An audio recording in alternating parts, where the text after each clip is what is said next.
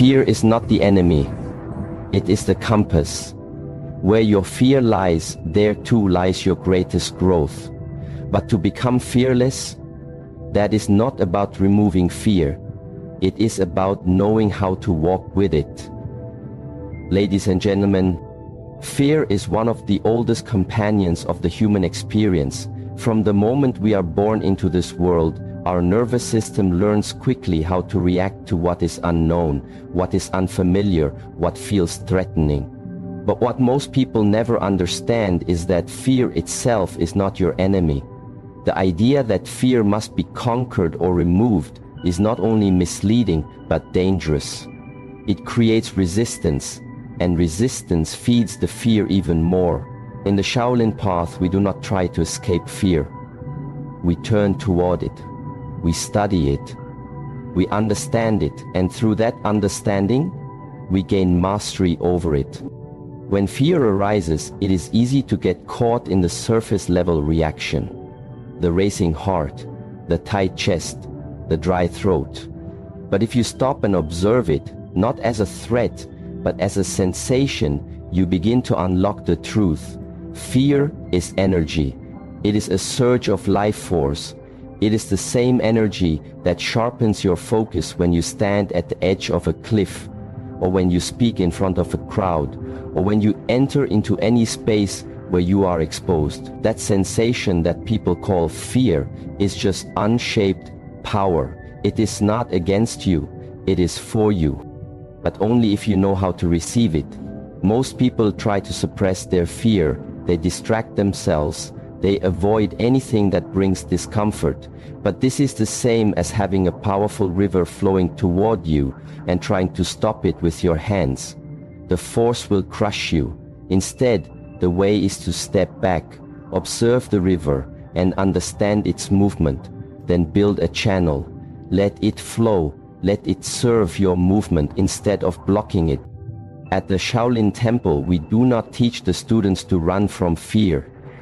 We place them into it. We expose them to the edge of their limits, not to break them, but to reveal to them the truth. That fear is nothing but a message. And the message is simple. You are about to grow. But the ego resists this. The ego wants to stay in control. It wants safety, certainty, repetition. It does not want to step into unknown territory. That is why most people live with constant anxiety, not because the world is dangerous, but because they are trying to protect a version of themselves that is too fragile to evolve. True fearlessness comes not from eliminating fear, but from letting go of this fragile self. When you feel fear, do not label it. Do not say, this is bad, this is wrong, this should not be happening. These judgments only increase the suffering. Instead, breathe into it. Feel the space behind the sensation. Watch it move through your body. Do not resist. Allow. What you allow loses control over you. What you resist persists. In one of the ancient teachings, it is said that the warrior walks into the battlefield not because he is without fear, but because he has learned to carry it as a companion. The fear sharpens his senses, makes him present, brings him fully into the now. But it does not control his hand, it does not cloud his mind. Why? Because he has trained not to react, but to respond, not to panic, but to remain centered in movement. This is the core. You must train yourself to feel fear without becoming it, to see the storm without being swept away, to hear the noise but remain in silence within. The only way to do this is by creating space between the trigger and your reaction, and that space is created through awareness. Awareness is cultivated through stillness, through watching the breath, through repetition, through letting go, through daily practice, through discipline. You cannot become fearless by wishing for it. You must train your body, your mind, and your spirit to move as one, even in the presence of fear, especially in the presence of fear. In many of my teachings, I remind students of a simple truth. You are not your thoughts. You are not your emotions. You are not even your fears.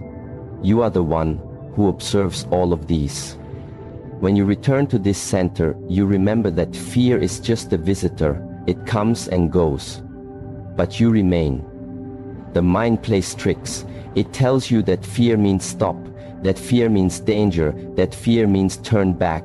But often the fear arises not because something is wrong, but because something is changing, because you are expanding, because you are about to touch a part of life you have never touched before. So many people never grow because they mistake the signal for the stop sign. They think fear is telling them to run, but fear is telling you to pay attention, to be present, to move with awareness, to trust your training, to open yourself to the unknown.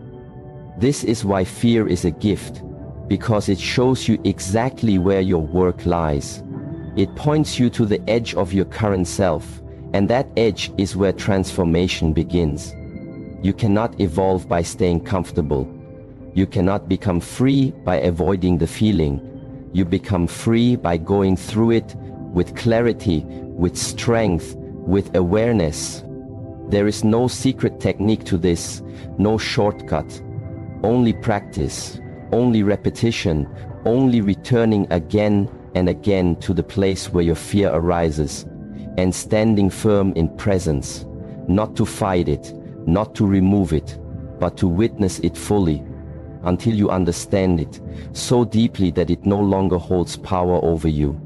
This is how you become fearless in any situation, not by becoming harder, but by becoming clearer, not by resisting fear, but by seeing it for what it truly is.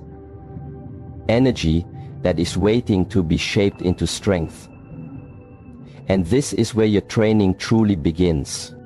To become fearless is not to remove fear, but to remain unmoved by it. And this is only possible when you cultivate stillness within yourself. Stillness is not the absence of noise, but the ability to stay centered when the noise is loud. It is not about standing in a silent room, but remaining present when the world around you is in motion. Stillness is mastery, and fear cannot survive in a mind that is still.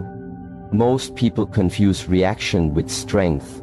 They think quickness means power, but the one who moves fast without awareness is not powerful, only impulsive.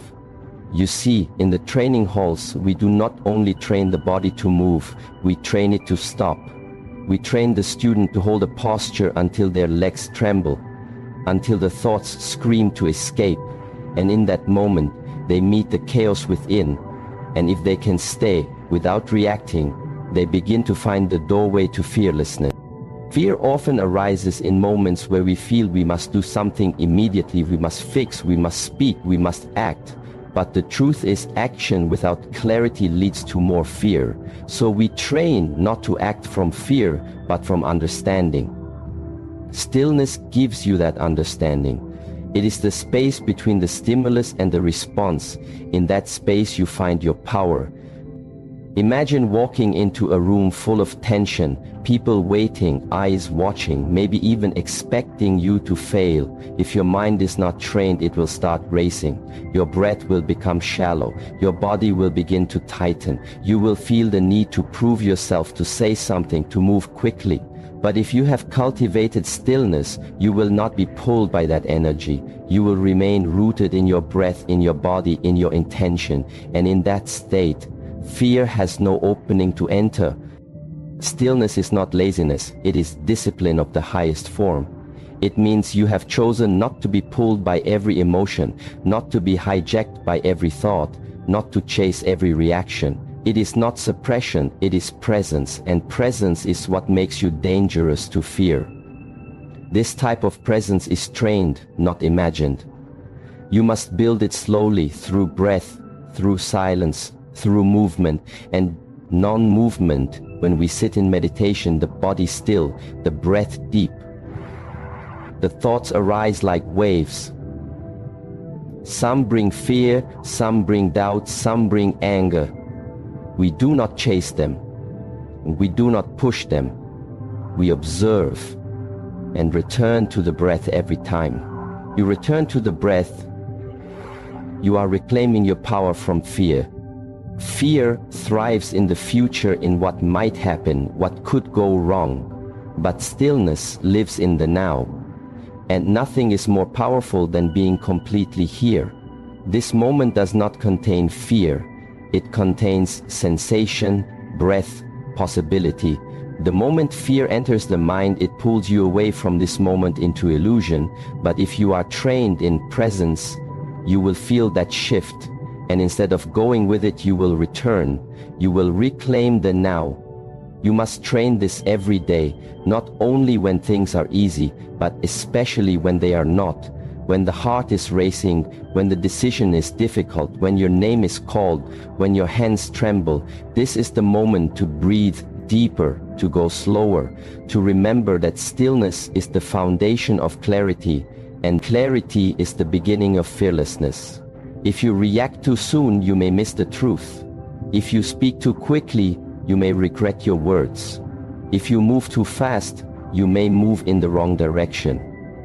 Stillness does not mean you do nothing.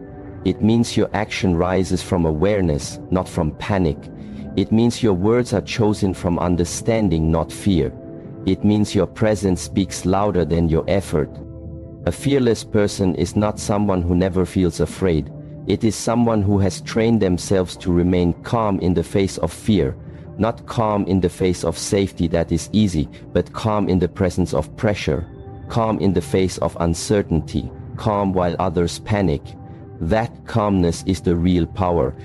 And it can only come from inner stillness. There is a reason why in the old teachings the masters would sit for hours before making a single decision. Not because they did not know what to do, but because they refused to act from the wrong place. They understood that action rooted in fear creates more fear. But action rooted in stillness creates alignment, and alignment leads to the right outcome, every time. You must practice this every day. When you wake up, sit for a moment before reaching for your phone. Feel your breath when you are challenged by someone. Pause before you respond. Feel your body when you are nervous before a big step. Feel the ground beneath your feet. Remind yourself you are here. This moment is real. Fear is a projection, but you are here now. The more you practice this, the more you begin to notice that fear cannot stay in a body that is calm. It cannot live in a breath that is steady. It needs movement. It needs chaos. It needs you to panic when you refuse to panic. When you return to stillness, fear has nothing to hold on to. It passes. And what remains is your true self, the self that is beyond fear. Stillness is not something you wait for. It is something you cultivate like fire. It must be tended like a garden. It must be nurtured. The more you train, the stronger it becomes, and the stronger your stillness, the weaker your fear, until one day you find yourself in a situation that once made you tremble, and instead of shrinking, you expand. You feel the energy of fear arise, but you do not resist it, and you do not react to it. You let it move through you, and you remain still, and in that stillness you find strength you did not know you had. That is when you realize you have become fearless, not because fear disappeared, but because it can no longer shake the foundation you have built within yourself. And this is how presence becomes your protection. The reason most people never move beyond their fear is because they wait for comfort before they act.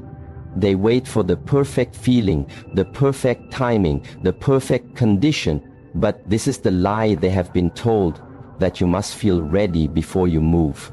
The truth is very different. The truth is that fearlessness is born through discomfort. It is in choosing the fire willingly that your character is shaped. Your confidence is forged. Your spirit is tested and refined. When you avoid discomfort, you choose safety, and when you choose safety, you stay small. There is nothing wrong with rest or peace, but if you build your life around avoiding difficulty, you are also building a life that avoids growth. Fear hides in comfort. It multiplies in softness. The more you avoid the sharp edges of life, the weaker your inner world becomes, and the more fragile your strength, the easier you are to break. At the Shaolin Temple, our training is not just physical. We are not just building the body. We are confronting the spirit. Every repetition, every painful stretch, every cold morning, every early rise is not to punish the student, but to show them what they are capable of. They must see that they can endure what they once believed they could not.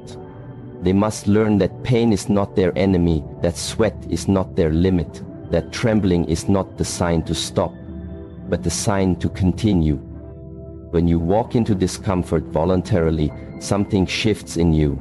The body wants to stop, the mind wants to run, but you stay, and in that staying something wakes up.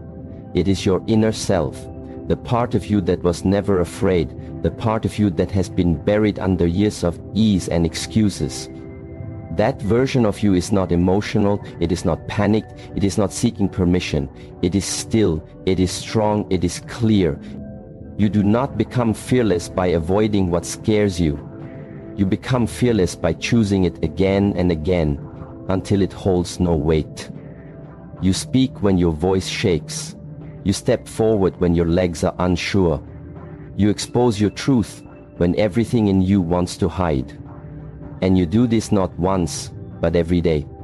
And with each step into the flame, you burn away the illusion that fear was ever stronger than you.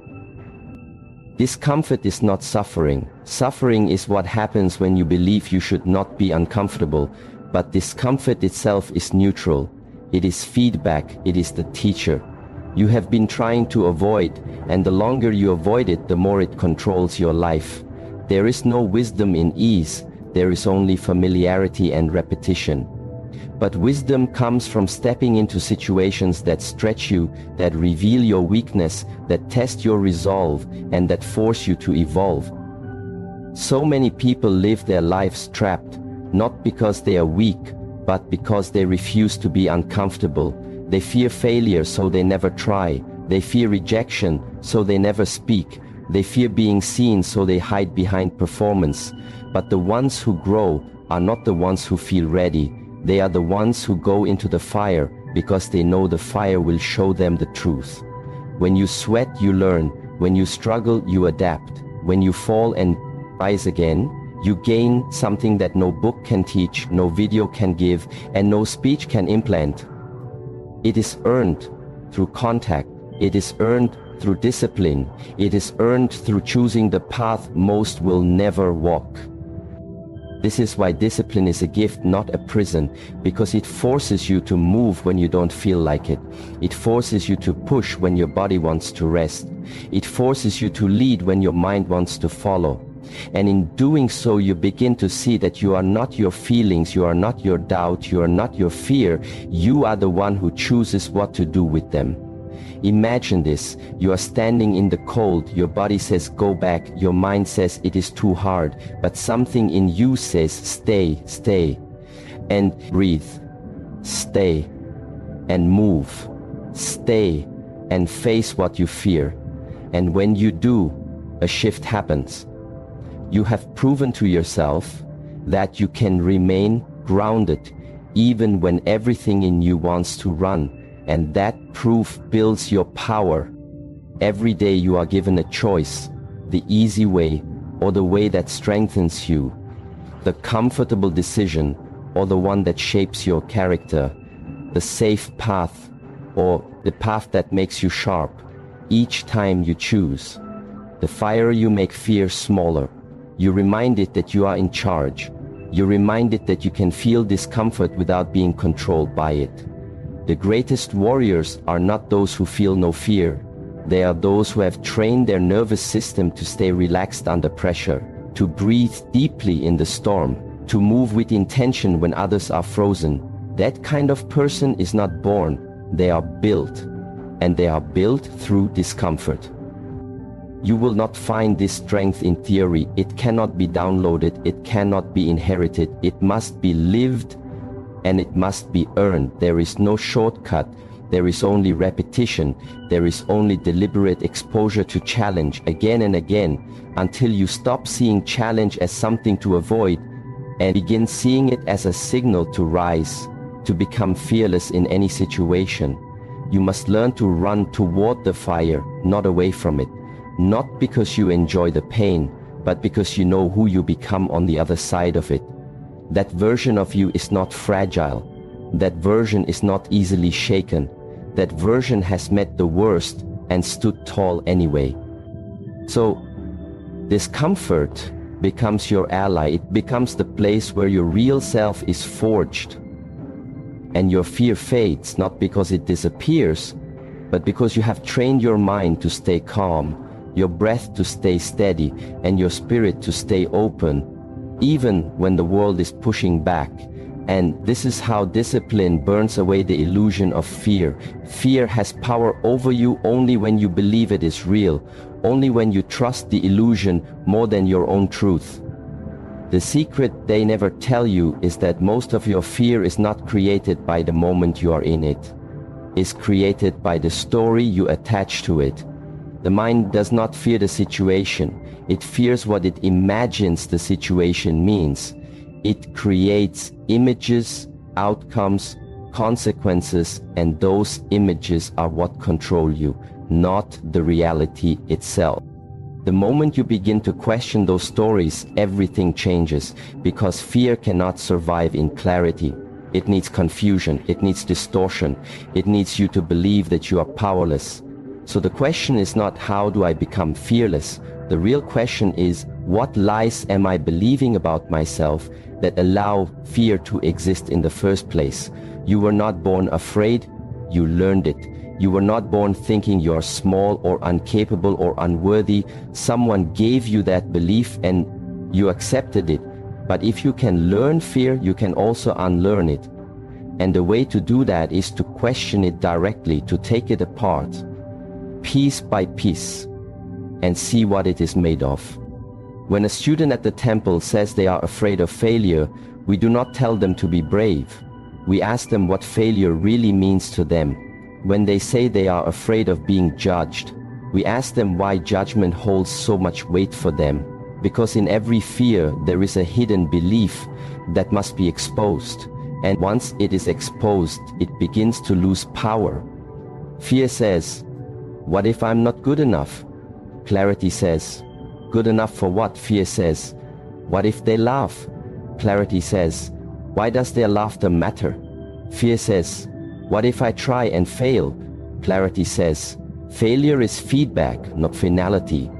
Every fear can be broken apart this way. Every fear hides a belief, and every belief can be examined with awareness. And this is why self-inquiry is a weapon stronger than any sword. The reason this is hidden from most people is because the world profits from your fear. Fear keeps you quiet. Fear keeps you buying, fear keeps you doubting, and so they teach you to escape it, distract from it, numb it, but never to confront it, never to ask it what it really is, never to sit with it long enough to see through it. But if you are serious about becoming fearless, you must be willing to sit still and look directly at the stories you tell yourself. Because the story is what gives fear its energy, and most of the time that story is old. Maybe it came from childhood, maybe it came from failure, maybe it came from a single moment of pain, but it became a lens through which you started to see everything, and that lens distorted your reality, and now you are reacting not to what is real but to what you believe might happen, and that belief is stealing your strength. To be fearless is to be honest. Not blindly brave, not reckless, but radically honest. To say, I feel fear, and I am willing to understand it. To say, I do not know what will happen, and I am still willing to show up. To say, I have lived under this story for years, and now I will rewrite it. That is the secret they are hiding from you. That your freedom does not come from defeating fear. It comes from seeing it clearly. Because what you see, you can navigate. What you see, you can move through. What you see, you can grow beyond. but what remains hidden will always control you. So you must begin asking yourself, what story am I living by? Is it mine, or did I inherit it from someone else? Does it reflect my truth, or does it reflect my fear? And if I could drop that story, who would I become? What would I do? Who would I be in the world without that weight holding me back? This is the real training, to observe your mind without judgment, to hear your fear without obeying it, to separate the voice of truth from the voice of panic. And it takes time, it takes presence, it takes deep silence, because in silence the story begins to reveal itself, not the loud story you speak, but the quiet one that shapes your decisions, the one you never say out loud, but always live by. And when that story is exposed, when you finally see that it is made of nothing but assumptions and memories and projections, then you will feel something rise inside you. Not courage, but clarity. Not noise, but stillness. And in that moment, fear loses its mask. It stands there empty, and you see that it was never as strong as you believed. This is why the journey to fearlessness is not external, it is internal. It is not about building more armor, but removing what is false. It is not about becoming someone else, but remembering who you were before fear told you otherwise. When you understand this, you stop waiting for fear to leave you. Start walking with it, not as your master, but as your companion. You let it speak, but you no longer listen. You feel it rise, but you do not bow to it. You see it in others, but you do not absorb it. And in doing so, you become something rare. You become untouchable, not because you do not feel, but because you do not flee. The power you are looking for is already inside of you. It has always been there, hidden beneath layers of conditioning and doubt and distraction and fear, has only ever been the fog that covers that light. Once the fog is cleared, the light does not need to be created, it only needs to be revealed. And this is how the truth makes you fearless,